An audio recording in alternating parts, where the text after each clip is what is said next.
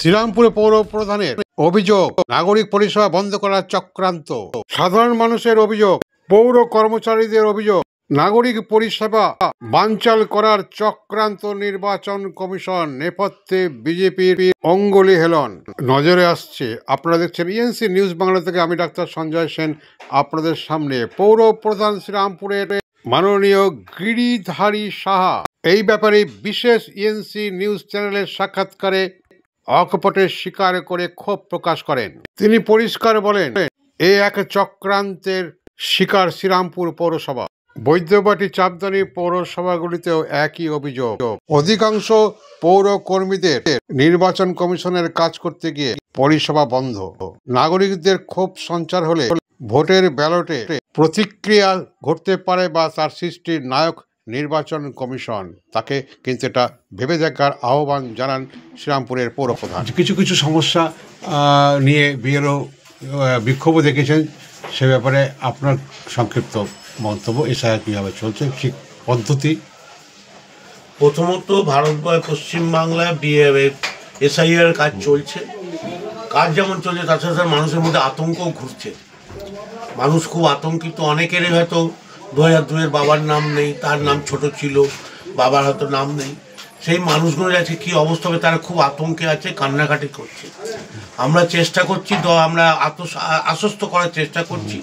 মমতা বন্দ্যোপাধ্যায়, আমাদের নেত্রী মমতা বন্দ্যোপাধ্যায়, তিনি সবাইকেই বলেছেন কারো কোনো ভয়ের ব্যাপার নয়। কিন্তু দুর্ভাগ্য কি এমনভাবে একটা এসআইআর করছে নির্বাচন কমিশন। আমি নিশ্চয়ই তাকে শ্রদ্ধা করি, তিনি সাংবিধানিক প্রধান। তেনার এসআইআরের কাজের জন্য তিনি পৌরসভার কাজ হচ্ছে দৈনন্দিন মানুষকে পরিষেবা দেওয়া, পরিষ্কার পরিচ্ছন্ন আলো লাইট এগুলো দেখা। সেই কাজের লোকও তারা তুলে নিয়েছেন। আজকে আমরা পৌরসভার পৌর প্রধান হিসাবে আমি খুবই চিন্তিত কী করে মানুষকে পরিষেবা দেব।